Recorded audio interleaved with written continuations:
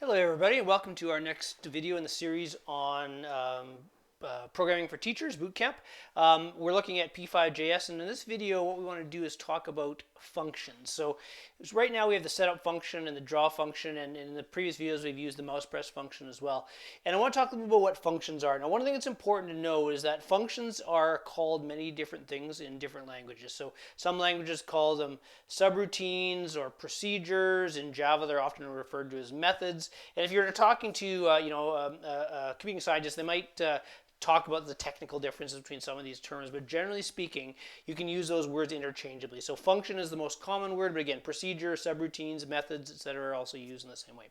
Now, functions can get quite complicated. I don't introduce the complex version of them at this point in time to students. I do use them for much more simple code. And when I talk about a simple function, I'm talking about something that just sort of is a self-contained piece of code that we can use over and over again that pulls that code out of out of the main area. So in other words, we could write a whole bunch of text in draw, or we can pull a chunk of code out and reuse that in draw in a much simpler way, which you'll see in a couple of minutes. It's right at the very end. I'll give you a little bit of taste for what I mean by a more complex function, but I wouldn't show that to students for quite a while until they're actually totally comfortable with these other ones. Okay. Now, what we're going to do, you can see on my screen, I've got some squares and triangles and circles drawn, and that's what we're going to end up producing, something like that. Of course, the code isn't in front of me yet. And what we're going to have it do is we're going to use the different keys. So we're going to make better use of the key pressed function as well to choose which of these shapes we're going to draw, and then we're going to use an external function to actually do the drawing. So it's going to be a fairly simple introduction to it in terms of amount of code, but there's quite a bit of interesting things that goes on in the background. Okay. All right, let's get started. So the first thing I'm going to suggest you do with your students very early on and is that because we're going to get complicated with if statements and our own functions, what we're going to do is we're going to have to start to sort of delineate or highlight those closing curly braces. So I'm going to always put a / at the end, and I'm going to say end setup. And I'm going to do this regularly for almost all of my functions, and I will forget on occasion. But what this will allow us to do is to really see where those closing curly braces, because one of the most common mistakes students will make is they don't close off their curly braces once they get into more complex code. So right when things are early, we're going to get them used to that process. So the first function we're going to do is not what I would call a custom function. It's another built-in one. And we've used the mouse press before, and so this time we're going to use the key press function. Notice it's a capital P. And so we'll put our end comments in as well in here. Now, we're going to get to the key press function in just a couple minutes, but I want to write the code first that draws each of these circles. So here's the big picture idea. What I want to do is I want to be able to press the G key, which is going to draw a green triangle, and a blue key to draw a blue circle, and an R key to draw the red square or something like that. Okay. Now, I could do all of that in key press, but as part of this, I want to introduce you to this idea of functions. And so we're going to write a very simple function to do the drawing. You'll kind of see the Y afterwards, I think. So what I'm going to do is I'm going to create another function.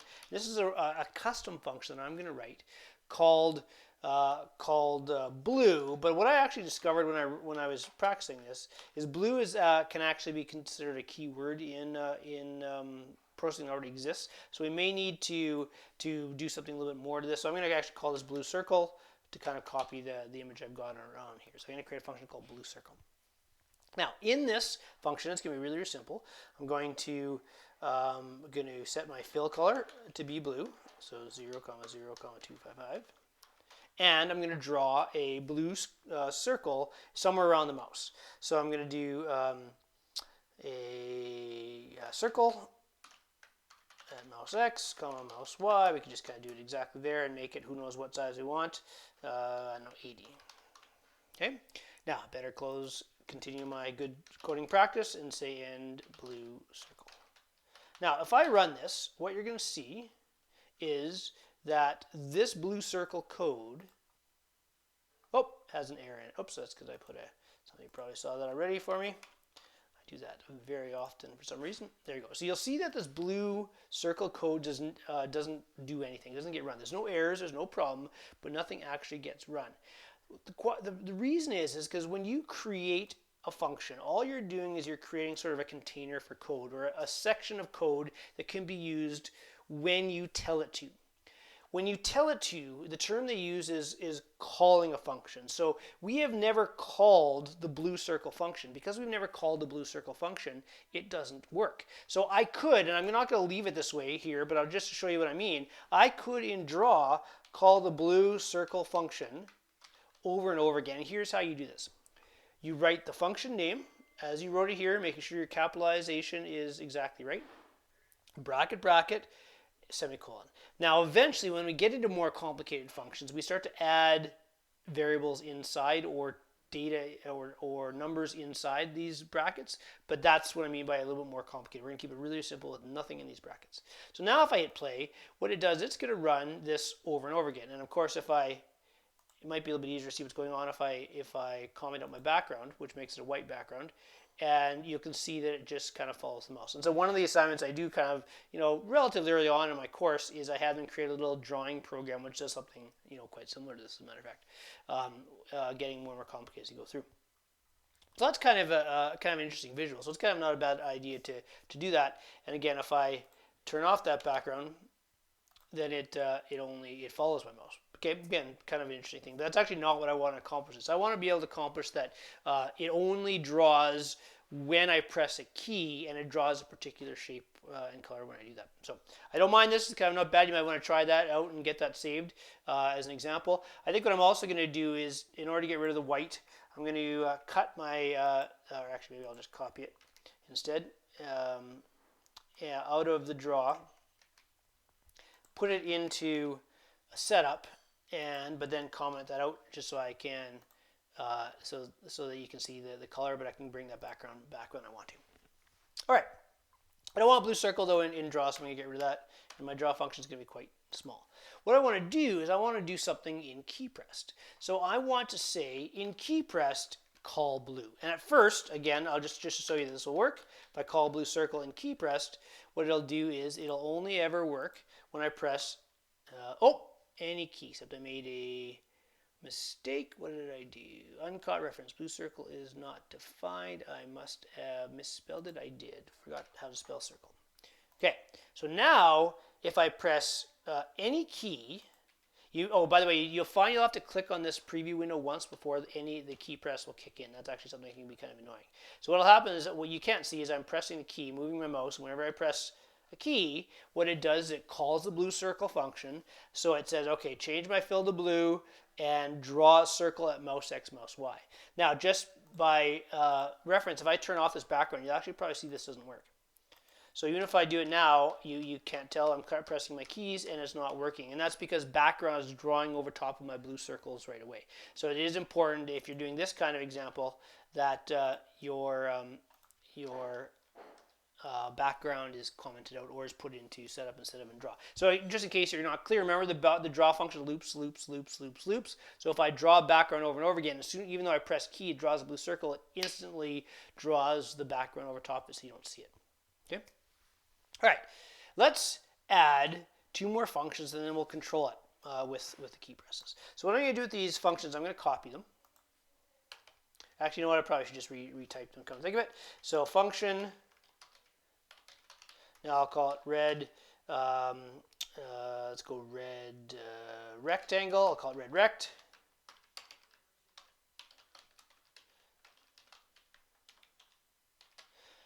And I will do the fill line, but this time my fill is going to be red, so 255. And we can do whatever we want with the rectangle. Let's just say rect, let's do it again at the mouse X, comma, mouse Y, comma, let's make it 50, comma, 50. Okay? Now, again, if we were to run this, there's no time I've ever called red rect. I could add it to key press, but I don't want to do that yet. I want to wait. I want to be able to control a little bit more. So now I've got two functions. Now, the thing that's important about these functions is this could be, I've got 2 lines of code in this. These could be 10,000 lines of code each. They could also call other functions from within functions. But what's important is whether this is 2 lines or 10,000 lines, notice that my key press function is nice and clean. I don't have to write a whole bunch of extra code inside key press. All I have to do is say, hey, call blue circle. And it isolates the more complicated code later on. In this case, it's not very complicated. It's only 2 lines inside blue circle. But if it was much more complicated, it makes this a lot more a cleaner code. And it makes it easier for you to read, and it makes it easier for your students to troubleshoot, and it makes it easier to do all kinds of different things. So what I end up doing later on is talking about using functions as like scenes in a game or in a play where they draw a particular scene, and it does all the complex code for that particular scene within a function. So it kind of ties things up. So I do like to show these quite early.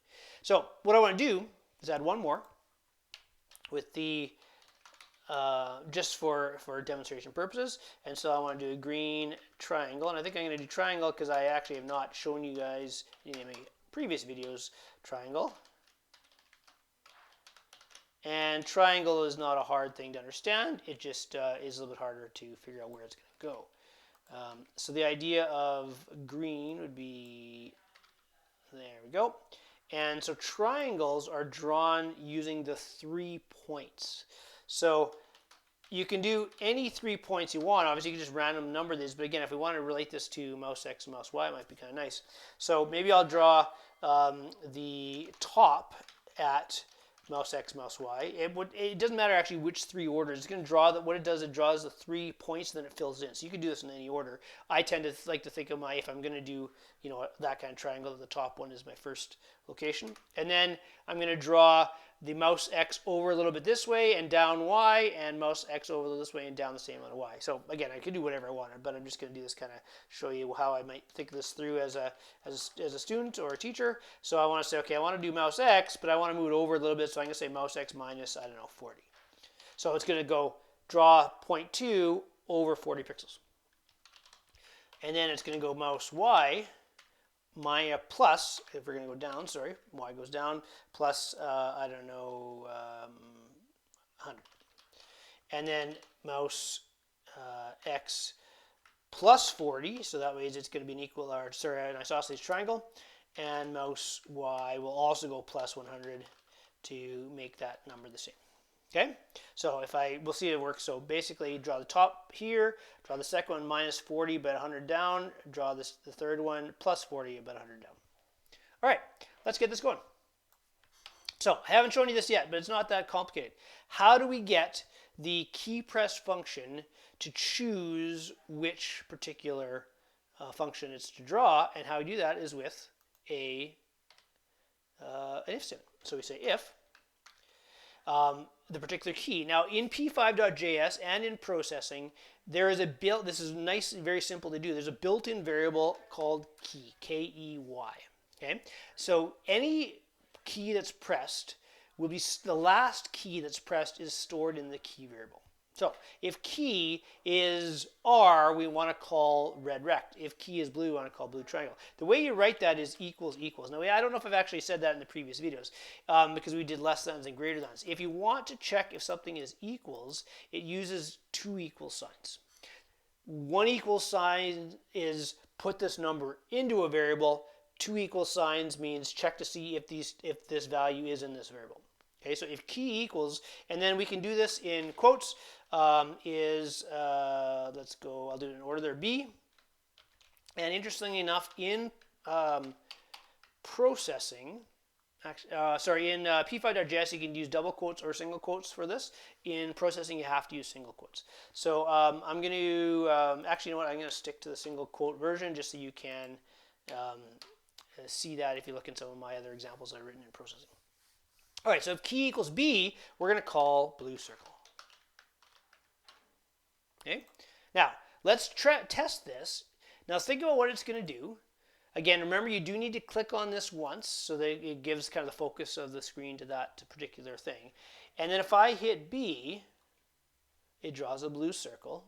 If I move my mouse, it draws a blue circle. Looks pretty good. So let's do the other ones. If we want to have multiple things in our key pressed, I don't know again if I've shown you this, it's called an else if statement. It says do this, otherwise check this, otherwise check this. So if key equals B, blue circle, else if key equals R, again, you can use double quotes or single quotation marks for the key equals equals, but in processing regular it has to be single quotes, so I'm going to stick with that. Red rect. Else if. Now I could copy that too and paste a little bit if I'm very careful with my curly bracing, but we'll just retype it because I'm relatively quick at that. Maybe not quick enough, you're thinking to yourself.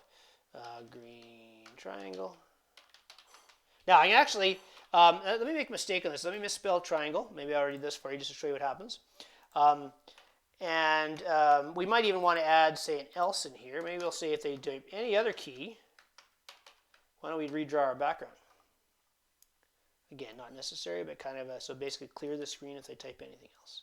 So I want to show you that because I want you to be aware of this thing called the else if else structure. So you always have to start off with an if, but then if you want to have more than just 2 or 3 choices, you use else if, else if. Notice they have their, anytime you have an else if, it has to have that Boolean expression, that Boolean true false statement, key equals R or something like that. And then you can, if it's useful for you, conclude with an else statement which says in every other case do something else. Okay, that's not necessary. You don't need an else. You don't need else if, so you can have any combination of these 3 things as long as you start with an if statement. But if this works, let's see how she goes. R, G, oh, there we go. I press G and guess what happens? Uncaught reference, green tringle is not defined. So there's the error that you want to demonstrate for your students. Make them deliberately make a couple mistakes. And I want to show you one other really weird error that I wasn't expecting because I'm not used to working with p5.js as well, but let me show you this works first. So now there's my G. Oh, I still have it wrong. Triangle. Ah, look at that. I spelled triangle wrong twice. Should have caught that because it hadn't bolded. All right. Now, R, G, B, R, B, G, R, B, G. Oh, any other key? Clear. I think I pressed the V. G, R, R, R, R, R, R, R, B, B, B, B, B, B, G, G. Any other key? Clear. Perfect. So, this is it. Now, I want to show you a couple other quick little things. One thing is I noticed is if I, notice I called this blue circle. If you just call it blue, you may get this weird error, which isn't very helpful. What actually happens is, it says P5 had problems creating a global function blue, possibly because your code already uses that name as a variable. And so if you look up at your screen like, wait a minute, I don't use that anywhere else. What actually is the case is the word blue is a key word somewhere else in the program. So you may find that you get this error. This error probably means that you've created something, you're trying to create something that already exists in a different way. So it already exists in the P5 language. So if you ever get that error, just you know that you have to, in some way, customize your function name a little bit different. Okay, now, so this is our quick introduction to functions. So function is a separated piece of code that can be run as many times as you want, or just once, but that can be used to clean up other parts of your code. So now it's a lot easier to just say, oh, if I press B, it's going to go do something called blue circle. Maybe I'll go look up what blue circle is. I find it, oh, down here, oh, it looks, it writes these 1,000 lines of code to draw this blue circle. In this case, it's only 2 lines. Okay, so it's really, really useful. Now, I do want to show you one variation of this, and I would not show this to students now at this point in time, but you might want to try a little bit later on. And that is, you can add more functionality to functions by putting numbers into or variables into the brackets, or getting the function to do something and send a value back to wherever it's called. I'm not going to talk about that, show you that one at all, because that is far too complicated for this first early example. But the one is not too hard to understand. Essentially what you can do is you can say, I want to change the size of my blue circle, for example. I'm just making up something. And so I can say, I want to put in the number 5. Okay? Now, blue circle, notice I've got a bracket. Now if I run right now, it's not going to work. It'll give me an error as soon as I press B. Oh, actually it didn't give me an error as soon as I press B. I'm surprised to see. I expected an error. But it doesn't do anything. The 5 doesn't do anything. It works exactly the same. However, if I put in a variable here, say I'm going to call it radius. Actually, I guess it would be diameter. Okay. And now, say we want this to be diameter times, because I only put 5 in. Maybe it's actually here. Let me just make this bigger. So now I'm going to make this diameter 200. So if you notice what I'm doing is I'm putting a number in here. It's coming in as a variable, and I'm giving it a name inside blue circle called diameter, and then I'm using that variable diameter down in the circle in the circle's value. So now if I press B, you can see that does that. So no matter what number I put in here, it would alter the size of the circle I draw. And of course, I can then change this not to be what we call hard-coded number 100. I could change that to be a variable, and we could have that variable affected by other key presses. So maybe every time I press the B key, it gets bigger, and so then it adds one to whatever variable this is, and it passes that variable into things like that. So you can see there's lots of neat things you can do with functions really, really quickly. I don't want to show you that now, but I wanted to, like, I don't want you, don't show your students that at this stage of the game. But it is worth you knowing now, so in case you run across it. But it's something you want to add a little bit later on, or even quite later on if you want. So, big picture, what did we accomplish in this video? So first of all, talked about using custom functions to store chunks of code, whether it's a couple lines or something really more complicated. Inside here, remember that functions can call other functions, so you can have a whole bunch of big ripple effect later on when you get more complicated. I did recommend that you get your students to start using end comments, because you can see that helps differentiate between the end of this if statement and the end of this thing. So you'll commonly see, errors like this, where it gives you some kind of error and it doesn't know what's going on, and the problem is that there's no closing curly brace. But if they have clearly put a close here, then you can recognize quite simply that something is missing a little bit easier. The third thing we kind of looked at is just a little bit more of a complicated use of the if statement, in particularly related to the key pressed function, so that you can start to play around with some different functionality. Okay, and again, you can do different things like this. Like you could have using arrow keys. Arrow keys work a little bit differently. We'll have to show you that in a little bit in a different video. But you can say use your ASWD key to control a variable that says draw at X location. But when I press the A key, -1 off the X location. When I press the D key, +1. And so very, very quickly, students can get into controlling the locations of things and can start to have quite a bit of fun.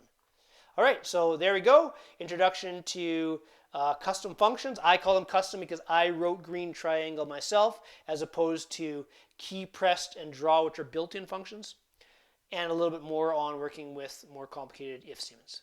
Hope you enjoyed that. Thanks, everybody, and see you next time.